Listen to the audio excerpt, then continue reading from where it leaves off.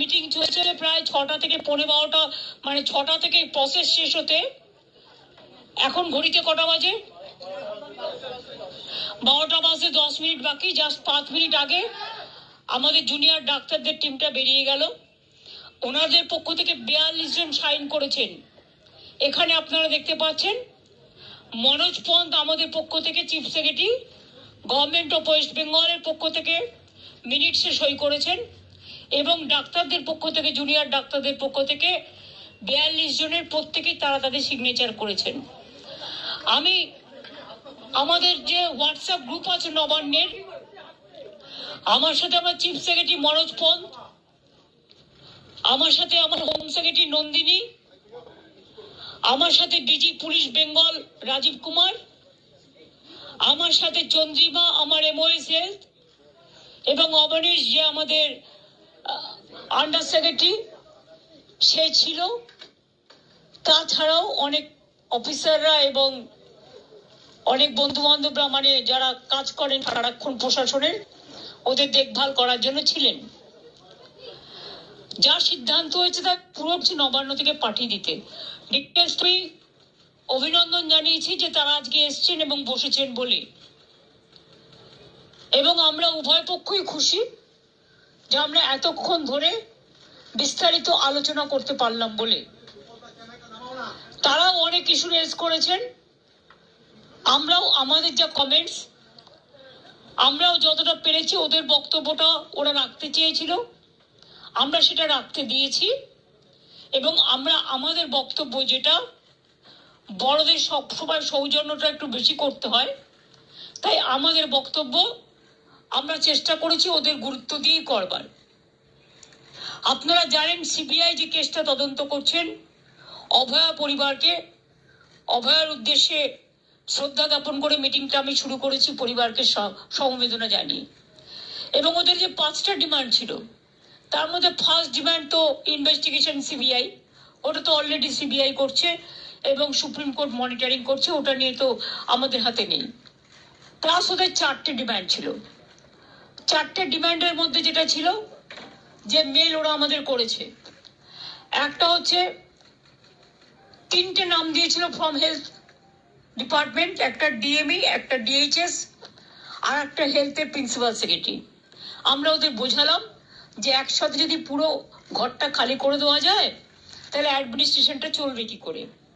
সুতরাং আমরা ওদের কথা মতো ডিএমএ এবং ডিএইচএস কে সরাবার সিদ্ধান্ত নিয়েছি এবং তাদের সম্মানজনক ভাবে, এর থেকে উঁচু পোস্ট ওদের আর কিছু হয় না। তো যাই হোক, যে একজন ডিএমই হতে পেরেছে বা ডিএইচএস হতে পেরেছে এবং তারা যথেষ্ট জাস্ট হয়েছে, নতুন বেশি দিন হয়ওনি, কিন্তু যেহেতু ছাত্রছাত্রীরা বলছেন ওদের প্রতি আমাদের আস্থা নেই, তাই তাদের ব্যাপারটাকে গুরুত্ব দিয়েছি। বাট এটাও ঠিক, আমি কিন্তু ডিএমই কে বা ডিএইচএস কে আমরা কাউকে অসম্মান করিনি, কিন্তু ওদের বিরুদ্ধে যেহেতু চিকিৎসকদের ক্ষোভ আছে এবং তাই ওদের দাবি মেনে নিয়ে আমরা বলেছি এই দুজনকে সরানোর সিদ্ধান্ত আমরা নিয়েছি। 3 নম্বর হচ্ছে ওদের যেটা ডিমান্ড ছিল 4 নম্বর, 3টের মধ্যে 2টো করলাম। আর 4 নম্বর ডিমান্ড যেটা ছিল সিপি বিনীত গোয়েলকে সরিয়ে দেওয়ার জন্য। বিনীত গোয়েল ওদের কাছে নাকি আগেই স্বীকার করেছিল, যেটা ওরা মিটিংয়ে বললেন, যে আমি পদত্যাগ করতে চাই, কারণ আমার মনে হচ্ছে তোমরা যখন আমার প্রতি আস্থা রাখতে পারছো না, তোমাদেরও যেমন পরিবার পরিজন আছে আমারও আছে, এটা ওরা আমাকে মিটিংয়ে বলল। এবং বলার পরে আমরা কথা বলি নিজেদের মধ্যে, সিদ্ধান্ত নিয়েছি আগামীকাল 4টের পর আমরা কলকাতা পুলিশ এ বদল আনবো এবং নতুন সিপিকে দায়িত্বভার বিনীত দেবেন যতক্ষণ পর্যন্ত কোর্ট কেসটা কাল কমপ্লিট না হচ্ছে। 4টের পর আমরা টাইম দিয়েছি।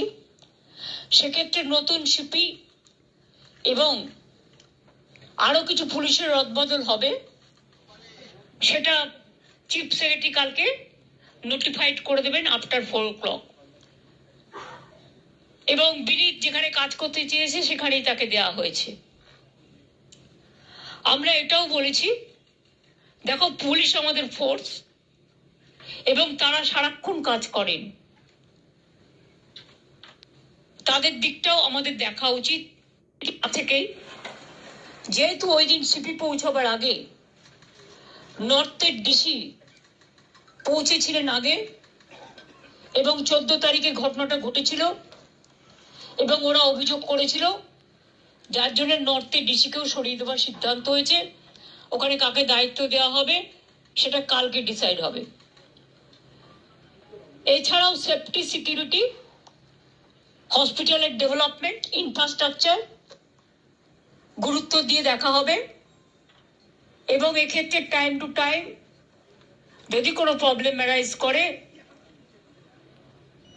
চিফ সেক্রেটারির আন্ডারে একটি কমিটি বানিয়ে দেওয়া হয়েছে, যেখানে চিফ সেক্রেটারি নিজে দায়িত্ব নিয়ে ওরা যদি কথা বলতে চায়, chief secretary, home secretary, DG CP থাকবেন, তারা তাদের বক্তব্য জানাতেই পারেন। এইসব নানা রকম কথাবার্তা চলার পর আমরা, যেহেতু ডিটেলসটা আপনারা মেলেই পেয়ে যাবেন, আমি এটা বলি মিটিংটা পজিটিভ হয়েছে বলে আমি মনে করি। ওরাও নিশ্চয়ই মনে করে, তারাই বা সাইন করবে কেন, আর আমাদের চিফ সেক্রেটারি বা সাইন করবে কেন? আমরা বরঞ্চ ওদের দাবি একটু বেশি মেনেছি, তার কারণ ওরা ছোট বলে। এবং আমি লাস্ট যেটা বলেছি, যে তোমাদের কাছে আমার আবেদন থাকবে যে তোমরা, আমি জানি তোমরা বলবে আমরা ফিরে গিয়ে জীবিতে আলোচনা করব, সেটা হতেই পারে। তোমাদের মধ্যে অনেকগুলো গ্রুপ আছে, অনেকগুলো মেডিকেল কলেজ আছে, হসপিটাল আছে, ঠিক আছে, তোমরা ফিরে গিয়ে আলোচনা করো, কিন্তু যেটা এখানে মিনিটসে সাইন করেছি আমরা দুপক্ষ, এরপর তোমরা কাজে যোগদান করো মানুষের স্বার্থে। চারিদিকে বন্যা হচ্ছে, আমার কাছে খবর আছে হুগলিতে খানাকুলে 35 জন মানুষ ট্র্যাপ হয়ে আছে। তাদের আগে বেরোতে বলা হয়েছিল, তারা বেরোতে পারেনি, কিন্তু জল হঠাৎ করে ছেড়ে দিয়েছে ডিবিসি, পঞ্চায়েত এবং তেলুঘাট। মিটিং শেষ হওয়ার পরেও আমি হেমন্ত সোরেনের সাথে 3 বার কথা বলেছি, তাকে আমি বারবার রিকোয়েস্ট করেছি, কিন্তু আমি জানি না তারা কি করবে, কারণ ইতিমধ্যে যা জল ছেড়েছেন তাতে বীরভূম, বর্ধমান, বাঁকুড়া, হাওড়া, হুগলি, নর্থ 24 পরগনা, সাউথ 24 পরগনা অনেকটাই এফেক্টেড হয়েছে। হাওড়া, আমি নিজে যে বাড়ি আদিগঙ্গার সামনে থাকি, আমি দেখতে গিয়েছিলাম কি অবস্থা জলের। আমি এতটা জল আসতে কোনোদিনও দেখিনি, কারণ আমাদের গোলাটা হচ্ছে সবচেয়ে উঁচু, আমাদের এই জায়গাটা। আমরা সিঁড়ি বানিয়ে দিয়েছিলাম, প্রায় 14-15টা সিঁড়ি ছিল, একদম পুরো ভরাট হতে আর 5টা সিঁড়ি মাত্র বাকি আছে। এরপর যদি আবার জল ওরা রাত্রে ছেড়ে দেয় বারণ করা সত্ত্বেও, তাহলে কিন্তু বন্যাকে আটকানো যাবে না। ওরা বলছে তাহলে আমাদের এখানে বন্যা হবে। আমরা তোমাদের এখানে বন্যা হবে বলে তুমি আর একটা রাজ্যকে তো ভাসাতে পারো না। আমাদের না জানিয়েই সকালে প্রায় 80-90 হাজার কিউসেক ওয়াটার ছেড়ে দিয়েছে।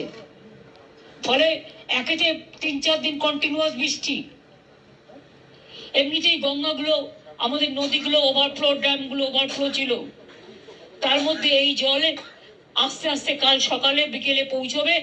আমি সবাইকে বলবো সতর্কতা অবলম্বন করে দূরে দূরে রিলিফ সেন্টারে প্লিজ দয়া করে যান, এবং আপনাদের থ্রুতে বিডিও থেকে শুরু করে আইসি থেকে শুরু করে DM, SP, additional DM, additional SP, SDO যারাই আছেন সবাইকে বলবো যে ইমিডিয়েট দেখে নাও, কারণ কালকে কিন্তু অনেক জল ঢুকবে। এই জলের ওপর যদি আবার জল আসে, আমার এমনিতেই চিন্তা আছে 35 জনকে কি করে উদ্ধার করব আমরা। আর এখন রাত হয়ে গেছে, জলের কারেন্ট এতটাই, কেউ যে উদ্ধার করতে যাবে তার উপায় নেই, কারণ যে উদ্ধার করতে যাবে সে বোটও তলিয়ে চলে যাবে, এমন অবস্থা। তো ওখানে আমরা এনডিআরএফ টিম পাঠাচ্ছি সকালে, এবং এসডিআরএফ টিমটাও আমরা পাঠাচ্ছি সাউথ 24 পরগনায়। সুতরাং আমরা প্রত্যেকে অ্যালার্ট আছি। বিভিন্ন জেলার নেতৃবৃন্দের সাথেও আমার কথা হয়েছে, সিএস নিজে মনিটরিং করছেন 24x7, এবং তিনি নিজেও ডিএমদের সাথে বারবার করে আজকে 2-3 বার ভার্চুয়াল করেছেন। উনি অলরেডি আমাদের 24x7 মনিটরিং চলছে, টাইম টু টাইম কি অবস্থা। এবং মানুষকে আবার আবেদন করছি, প্লিজ দয়া করে জল আর আগুন এই দুটো জিনিস নিয়ে আমাদের মনে রাখতে হবে, যে কোনো মুহূর্তে জল ঢুকে যেতে পারে। দোতলা বাড়ি হলেও যদি একতলা ভেসে যায় তাহলে দোতলা ভাসতে কতক্ষণ নেবে? কাজে জীবনের ঝুঁকি দয়া করে কেউ নেবেন না, সতর্ক থাকুন, কিন্তু জীবন বাঁচান। একটা প্রাণের দাম অনেক বেশি, এটা আপনাদের মাধ্যমে অনুরোধ করব। যদিও আপনারা জুনিয়র ডক্টরদের স্ট্রাইক নিয়ে বেশি ব্যস্ত, কিন্তু তার মধ্যে আমার এই আবেদনটুকু যদি গ্রাম বাংলায় মানুষের কাছে পৌঁছে যেতে পারেন, নিতে পারেন, বিশেষ করে জেলার মানুষের কাছে। কারণ কলকাতায় যদি এই অবস্থা হয় গঙ্গার, তাও তো হাই টাইড আজকে ছিল না।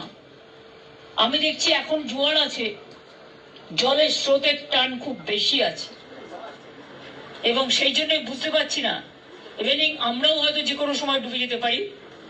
জলের যে স্রোত আছে, তারপরে যদি আবার জল ছাড়ে, নিজেদের ঠিক রাখার জন্য অন্য স্টেটের উপরে ছেড়ে দিলাম, এটা কিন্তু ঠিক হচ্ছে না। আমি আমার প্রতিবাদ জানিয়েছি। হ্যাঁ, বলেছি আমি যে আপনারা প্লিজ কর্মবিরতি তুলুন। এত কিছু আলোচনা, আপনাদের 4টের মধ্যে 3টে ডিমান্ডই মেনে নিয়েছি। তাছাড়াও সিসিটিভি, লাইট, রেস্টরুম, ওয়াশরুম, এগুলো করে দেওয়ার ব্যাপারেও 100 কোটি টাকা দেওয়া হয়েছে। এবং এছাড়াও সিকিউরিটি অডিটিং এর ব্যাপারেও আমরা দেখছি।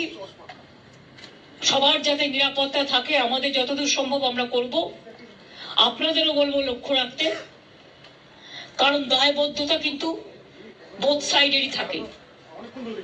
আর আমি আপনাদের কাছে অনুরোধ করব, অনেক মানুষ মারা গেছে, অনেক মানুষের কষ্ট হচ্ছে, চিকিৎসা পাচ্ছে না, অনেক পেশেন্ট আটকে আছে। সুতরাং মানুষ মনে করে আপনারাই তাদের ভগবান। সুতরাং আপনাদের আমি কাজে ফিরতে অনুরোধ করব। সমস্যা থাকলে সমাধান করতে হয়, আলোচনার পথ সবসময় খোলা থাকে। আজকে 3 দিন অপেক্ষা করার পর, আজকে 4 দিন 5 দিন, 3 ঘন্টা 2 ঘন্টা 3 ঘন্টা অপেক্ষা করার পর আজকে প্রায় সব প্রসেস শেষ করতে 6.5 ঘন্টা টাইম লেগেছে। আমাদের দিক থেকে যা যা করার ছিল আমরা চেষ্টা করেছি, বাংলার মানুষ যাতে ভুল না বোঝেন, বাংলার মানুষের দিকে তাকিয়ে। এবং এটা নিয়ে আবার যেন কেউ অপপ্রচার দয়া করে করবেন না। বাংলায় দুর্গাপুজো আসছে, এটা আমার আবেদন আপনাদের কাছে। এটা আমাদের মিটিং এ আলোচনা হয়নি, আমি করিনি, এটা আমার পক্ষ থেকে বন্যাটা এবং ফ্লাডের ব্যাপারটা আমি বলেছি। এই পরিস্থিতি, সুতরাং ম্যালেরিয়া বাড়বে, ডেঙ্গু বাড়বে, জলজনিত রোগগুলো বাড়বে। আপনাদের খুব প্রয়োজন এখন, আপনারা হাসপাতালে ফিরে যান। আমি এটুকু বলতে পারি, কারো বিরুদ্ধে কোনো শাস্তিমূলক ব্যবস্থা নেওয়া হবে না। लिया तो गया, कोशिश किया है जूनियर डॉक्टर का बात सुनने के लिए, लेकिन हमारा पुलिस भी बहुत सारे काम करते हैं। अगर काम करते करते किसी को 2 मिनट देर हो जाता है, कोई काम पे अगर थोड़ा गलती हो जाता है, तो उसको लेके अगर किसी को गुस्सा है तो गुस्सा निभाने के लिए, गुस्सा निपटाने के लिए हमने कोशिश किया। हेल्थ डिपार्टमेंट, पुलिस डिपार्टमेंट में जो जस्टिस उन्होंने मांगा, हमें कोशिश किया। हमारा पुलिस जो सीपी को हम चेंज करने का फैसला किया है, उनको साथ बात करके उनको कॉन्फिडेंस पे लेके, उन्होंने भी नहीं चाहते थे जितना उसका खिलाफ में बहुत सारे बात उठाया। उन्होंने भी कहा कि हमारा भी परिवार है, हमारा परिवार को अच्छा नहीं लगता, इसी के लिए हम भी छोड़ने चाहते हैं। उन्होंने खुद, और डॉक्टर लोग जो मिलने गया था तो उन्होंने बताया। और हमारा हेल्थ डिपार्टमेंट का 3 की पोस्ट है, जैसे डीएमई डीएचएस ऐसा नहीं हो सकता है, इसको पैनल करके प्रोसेस करके तभी कर सकता है। तो अभी हम चीफ सेक्रेटरी को बोला है कि प्रिंसिपल सेक्रेटरी को लेके बात करके इसको अभी आप लोग देखभाल कीजिए, जब प्रोसेस हो जाएगा तो अब हम देखेंगे। ऐसा बात हुआ है। हेल्थ में भी उसको 3 ऑफिसर को ट्रांसफर का बात हटाने के बात किया, लेकिन हम 2 मांग लिया। इससे ज्यादा हम क्या कर सकते हैं? हम 99% मान लिया। I am not saying anything which is when the matter is sub judice. My humble request to all the junior doctors, whatever they demanded, out of this fourth demand, what is with us, we accepted 3 demands and we requested them to join the work so that commoners should not suffer, there should not be more and more death from the commoners. And nowadays when we are facing dengue, malaria and also flood-like situation. DVC Panchayat Tenughat, the dam, they have already released too much water. And these 2-3 days we faced acute rainwater also. So both the Ganga river ponds were overflowing. And after releasing the water from Jharkhand, it's an acute problem. Some people are in a trap now. We have got the information. Police is keeping touch with them. We requested them to come early, but they thought that they will be safe. They have seen the earlier things also. Well, earlier also I monitored all this. My police chief secretary is also monitoring. But I have not seen so much water is being released together. When there is a torrential rain, it plus, the flood spread in throughout West Bengal. Now we have to monitor all the situation. Thank you very much for your cooperation. And I think we trust, we think tomorrow, you must know tomorrow 4 o'clock. After 4 o'clock, because the matter is on sub judice, let the court, we respect the court, highest judiciary, we have a great respect. So whatever the matter is sub judice, there we cannot interfere. It is the court decision and it is Supreme Court monitoring case. We want justice and we want, of course, the justice from Abhaya to all the girls, all the women who are affected throughout the country. Thank you very much.